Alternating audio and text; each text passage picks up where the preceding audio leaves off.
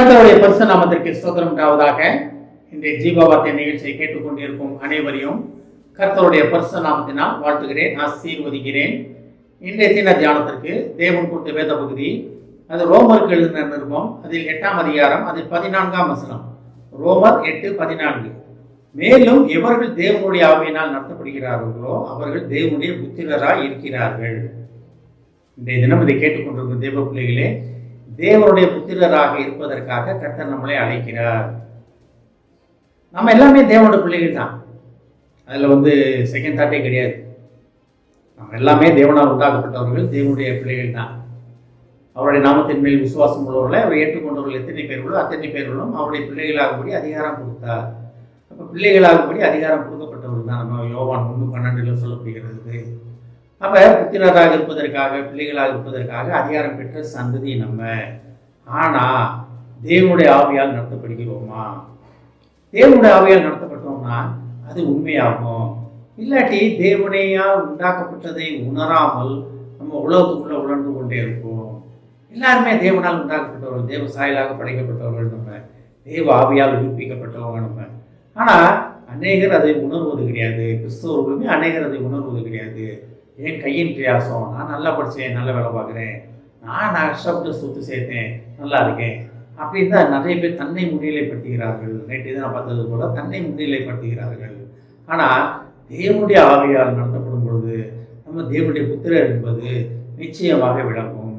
தேவனுடைய புத்திரர்னா என்ன? பிதாவானோர் நமக்கு வைத்திருக்கும் அனைத்துக்கும் நம்ம தான் சொந்த வாரிசு. இது ரோமர் 8ஆம் அதிகாரம் ஃபுல்லாக பார்த்தீங்கன்னா பிள்ளைகளாகக்கூடிய அதிகாரம் கொடுத்தார். இது என்ன மாதிரி பிள்ளைகள்னா என்ன, அது முழுக்க நம்ம தெரிஞ்சுக்கலாம். ரோமர்கள் நிருபம் 8ஆம் அதிகாரம் கட்டாயம் படிக்க வேண்டிய ஒரு அதிகாரம், அது தியானிக்க வேண்டிய ஒரு அதிகாரம் அது. அப்போ நம்ம தேவனுடைய புத்திரராக இருக்கிறோமா? தேவ ஆவியால் நடத்தப்படுகிறோமா? இது ஒரு பெரிய கொஸ்டின்.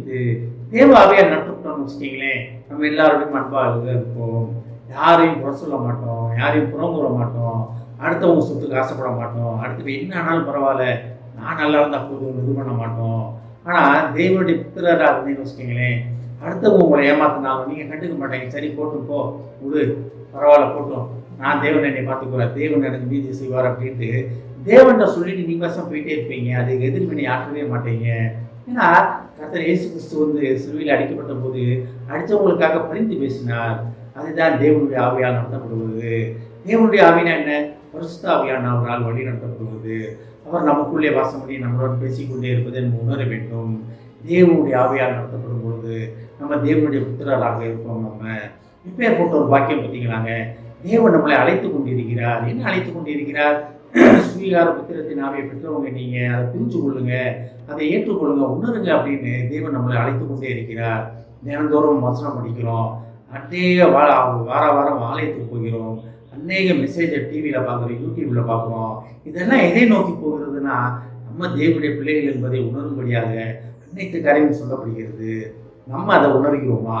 நம்ம உணராமல் நம்ம விருப்பத்தின்படி நம்ம இருக்கிறோமா? இதை கேட்டுக்கொண்டு தேவ பிள்ளைகளே, நீங்கள் தேவனுடைய ஆவியால் நடத்தப்பட்டீங்கன்னா தேவனுடைய பிள்ளைகளாக இருப்பீங்க, தேவனுடைய பிள்ளைகள் சுதந்திராக இருப்பீங்க, அவருடைய புத்திரராக இருப்பீங்க. கர்த்தருக்கு மிகவும் பிடித்தமான இதுதான் அப்பா பிதாவை என்று அழைக்கக்கூடிய புத்திர சுயாத்தின் ஆவியை நமக்கு தந்திருக்கிறார். அப்போ இயேசு கிறிஸ்துக்கிட்ட போய் அப்பான்னு போய் கூப்பிடுங்களேன், அவர் அவ்வளோ விருப்பப்படுவார், சந்தோஷப்படுவார். அப்பா பிதாவே கூப்பிடுங்களேன், அவ்வளோ சந்தோஷப்படுவார். என் மகன் என்னை புரிஞ்சுக்கிட்டான், என் மகன் என்னை புரிஞ்சுக்கிட்டா அப்படின்னு. அப்போ தேவனுடைய ஆவியால் நடத்தப்படுவதற்காக தேவன் நம்மளை அழைக்கிறார். எதுக்காக? நம்ம அவருடைய பிள்ளைகள் என்பதை உணர்ந்து கொள்வதற்காக. நாம் தேவனுடைய ஆவியால் நடத்தப்படுவதற்கு கர்த்தரை நோக்கி பார்ப்போம். ஆமென். ஜெபிப்போம். எங்களை அதிகமாக நேசிக்கும் அன்பின் பரலோக பிதாவே, கர்த்தாவே, தேவனுடைய ஆவியால் நடத்தப்படும் பொழுது நாங்கள் புத்திர சுவீகாரத்தை, உம்முடைய புத்திர சுவீகாரம், உம்முடைய பிள்ளைகள் என்று நாங்கள் புரிந்து கொண்டு அறிந்து கொள்வோம் என்பதற்காக நன்றி ஆண்டவரே. ஏசுதாவே, நாங்கள் உம்முடைய ஆவியை நாம் நடத்தப்பட எங்களை தயாரிப்போம் அப்பா. அதை புரிந்து கொள்ள எங்களுக்கு உதவி செய்ய மாட்டவரே.